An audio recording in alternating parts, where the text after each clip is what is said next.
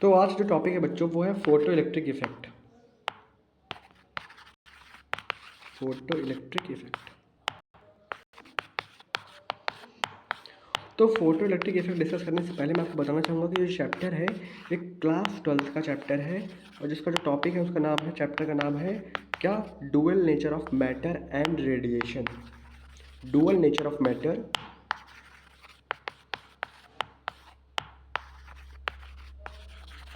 Dual nature of matter and radiation.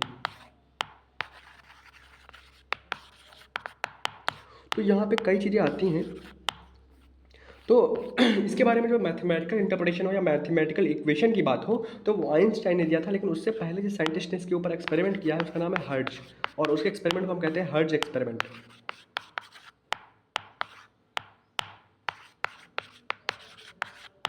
Hertz experiment क्या था? Hertz experiment ने hertz साहब ने क्या किया कि एक मेटल लिया जिसका नाम था जिंक।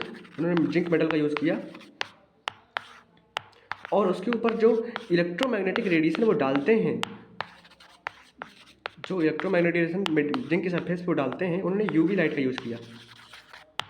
इलेक्ट्रोमैग्नेटिक रेडिएशन के तौर पे उन्होंने यूवी लाइट का यूज किया है। इलेक्ट्रोमैग्नेटिक रेडिएशन के तौर पे उन्होंने यूवी रेज का यूज़ किया है। यूवी रेज बच्चों, तो यूवी रेस का उन्होंने यूज़ किया है, अल्ट्रावायलेट रेस का यूज़ किया है। तो उन्होंने देखा कि जैसे ही वो यूवी रेस को जिंक मेटल की सरफेस पे कोइंसाइड करते हैं, इंसिडेंट करते हैं, इरेडिएट करते हैं, तो इलेक्ट्रॉन्स उससे निकलते हैं। इतना उन्होंने केवल देखा, समझा, पर इसके कई निष्कर्ष भी निकाले उन्होंने। लेकिन बाद में आइंस्टाइन साहब ने आया और उसके ऊपर कंप्लीट इंटरप्रिटेशन दिया, समझाया। क्योंकि जो ये फिनोमेना था, जो फोटो इलेक्ट्रिक इफेक्ट है, जो एक्चुअल में ये फोटो इलेक्ट्रिक इफेक्ट को हम वेव लाइक प्रॉपर्टीज से नहीं एक्सप्लेन कर सकते। इस फोटो इलेक्ट्रिक इफेक्ट को बच्चों हम लोग इस फोटो इलेक्ट्रिक इफेक्ट को हम वेव लाइक प्रॉपर्टीज से एक्सप्लेन नहीं कर सकते। We do not explain the effect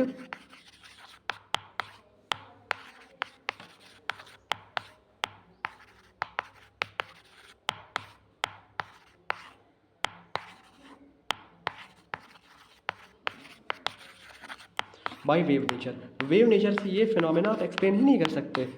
तो किस नेचर से एक्सप्लेन होगा? ये पार्टिकल नेचर से एक्सप्लेन होता है। एक्चुअली में जो फोटो इलेक्ट्रिक इफेक्ट है ये पार्टिकल बेस्ड कॉन्सेप्ट है, पार्टिकल पे बेस्ड है। फोटो इलेक्ट्रिक इफेक्ट जो है हमारा,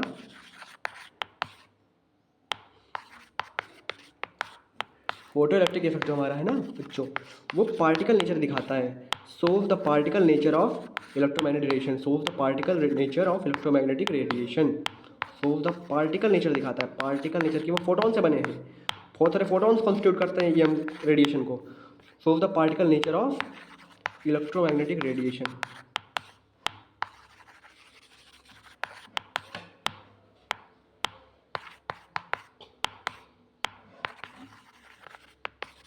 ठीक है, तो यहाँ आइंस्टाइन आया और कहते हैं फोटो इलेक्ट्रिक इफेक्ट को पार्टिकल नेचर से एक्सप्लेन कर पाएंगे। तो उन्होंने एक इक्वेशन भी दी जो कि आइंस्टाइन की इक्वेशन के नाम से जानी जाती है, जो कि उन्होंने दी एच न्यू बराबर H new not plus 1/2 mv² max.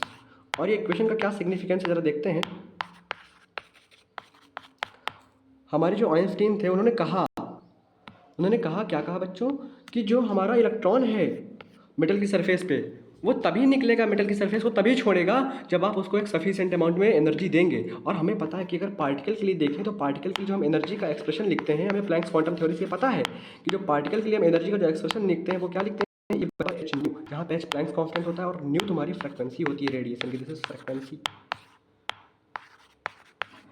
तो यही बात का सहारा लेते हुए हमारे आइंस्टाइन कहते हैं कि जब एनर्जी जो होगी फोटोन की, जो आप रेडिएशन सरफेस पे जो इंसिडेंट कर रहे हैं, या जो आप सरफेस पे जो रेडिएशन इरेडिएट कर रहे हैं मेटल की, वो तभी इलेक्ट्रॉन को निकालने में सक्सेसफुल होगा, वो तभी इलेक्ट्रॉन को निकाल पाएगा जब उस इलेक्ट्रोमैग्नेटिक रेडिएशन के जो फोटॉन्स हैं, उन फोटॉन्स के पास पर्याप्त ऊर्जा हो।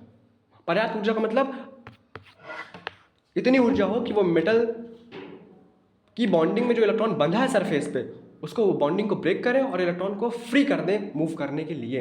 एक्चुअल में जो आप रेडिएशन देते हैं सरफेस पे, जो आप रेडिएशन इंसिडेंट करते हैं, या सरफेस पे जो रेडिएशन आप इरेडिएट करते हैं, उस रेडिएशन की एनर्जी को हम लिख रहे हैं किससे? इससे लिख रहे हैं। ये एच न्यू क्या है?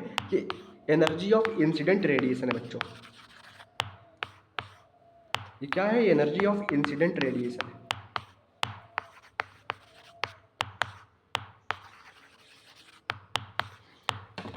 साथ ही साथ हमारे आइंस्टाइन ने एक और टर्म डिफाइन किया जिसको हम लोग कहते हैं थ्रेशोल्ड एनर्जी। एक वर्ड उन्होंने और डिफाइन कर दिया, थ्रेशोल्ड एनर्जी, या कई बार इसको वर्क फंक्शन कहते हैं। थ्रेशोल्ड एनर्जी और वर्क फंक्शन दिखाने के भी, रिप्रेजेंटेशन के भी अलग अलग तरीके हैं। ये क्या है? ये वो मिनिमम एनर्जी है जो कि बिल्कुल देनी ही पड़ेगी इलेक्ट्रॉन को अगर आप निकालना चाहते हैं। तो ये वो मिनिमम एनर्जी है जो किसी मेटल की सरफेस को देनी ही पड़ेगी अगर आप उससे इलेक्ट्रॉन को निकालना चाहते हैं। इसको हम दिखा रहे हैं किससे? एच न्यू नॉट से, या कई बार इसको डब्ल्यू नॉट भी लिखा जाता है, वर्क फंक्शन भी कहते हैं, या कई अलग अलग किताबों में आपको फाई नॉट के टर्म्स में इसको देखने को मिल जाएगा। 5 नॉट भी इसके लिए लिखा जाता है बच्चों। वही सेम चीज़ें हैं तीनों। और जब आपने एनर्जी दी है तो उससे कुछ एनर्जी यूज हो गई एनर्जी को निकालने में, इलेक्ट्रॉन को निकालने में। जितनी एनर्जी आपने सरफेस को दी मेटल की सरफेस से, उसकी कुछ एनर्जी यूज हो गई इलेक्ट्रॉन को मेटल की बॉन्डिंग को ब्रेक करने में और इलेक्ट्रॉन को फ्री करने में। अब इलेक्ट्रॉन मूव करेगा तो बची कुछ जो एनर्जी है वो 1/2 mv² मैक्स यानी मैक्सिमम काइनेटिक एनर्जी देगा हमको इलेक्ट्रॉन को। तो यहाँ पे इसीलिए हम क्वेश्चन लिखते हैं कि एच न्यू बराबर जो एनर्जी आपने दी है वो बराबर हो जाएगी किसकी? उस वर्क फंक्शन के। एच न्यू नॉट लिख दीजिए, या आप इसको डब्ल्यू नॉट भी लिख सकते हैं। और जो बची हुई एनर्जी है वो इलेक्ट्रॉन से काइनेटिक एनर्जी के रूप में आपको देखने को मिल जाएगी, विच इज 1/2 mv² मैक्स। और एक बात और, जितने इलेक्ट्रॉन्स निकलते हैं मेटल की सरफेस से इस प्रोसेस के दौरान फोटो इलेक्ट्रिक इफेक्ट के फॉलो करते हुए उनको हम फोटो इलेक्ट्रॉन्स कहते हैं बच्चों। फोटो इलेक्ट्रॉन्स क्या होते हैं? फोटो इलेक्ट्रॉन्स कुछ नहीं, फोटो इलेक्ट्रिक इफेक्ट में जो इलेक्ट्रॉन्स निकले उनको फोटो इलेक्ट्रॉन्स कह रहे हैं। खास बात ये कि जो नंबर ऑफ फोटो इलेक्ट्रॉन्स होता है बच्चों, कुछ important points, number of photo electrons होता है ना, वो डायरेक्टली प्रोपोर्शनल होता है इंटेंसिटी ऑफ रेडिएशन के। इंटेंसिटी कैसे डिफाइन करते हैं? Number of photons passing in 1 second. 1 second में कितने फोटॉन्स गिर रहे हैं, number of photons striking the metal surface in 1 second या यूनिट टाइम, उसको हम कहते हैं इंटेंसिटी। तो अगर आप इंटेंसिटी बढ़ाएंगे, intensity of radiation, intensity of, अगर आप इलेक्ट्रोमैग्नेटिक रेडिएशन की बढ़ाएंगे तो नंबर ऑफ फोटो इलेक्ट्रॉन्स बढ़ेंगे, फोटो इलेक्ट्रिक करंट बढ़ जाएगा। क्या है? Intensity of electromagnetic radiation.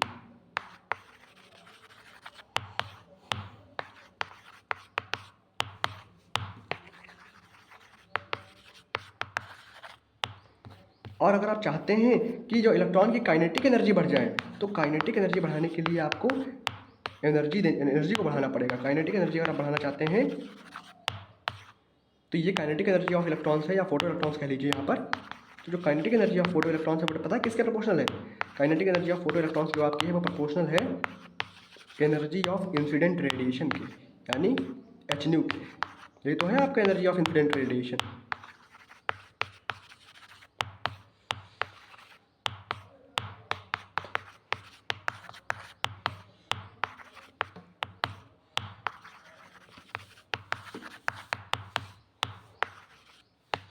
और photo electric effect 1 photon 1 electron का इंटरेक्शन है। एक फोटोन केवल एक ही इलेक्ट्रॉन निकाल सकता है बस बच्चों। तो ये भी लिख लीजिए, 1 फोटोन इज एबल टू